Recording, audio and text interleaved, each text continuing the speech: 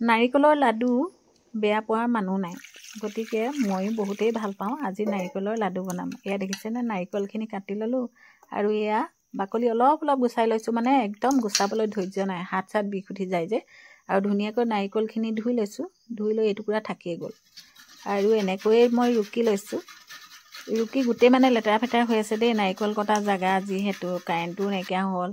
আৰু এয়া মই চুজি মিক্স কৰি দিম, কাৰণ নাৰিকলটো কম হ'ব নিচিনা লাগিছে যে, সেইকাৰণে সৰহীয়াকৈ বনাম, মানে ফুৰিবলৈ যাম ছোৱালীৰ ঘৰত।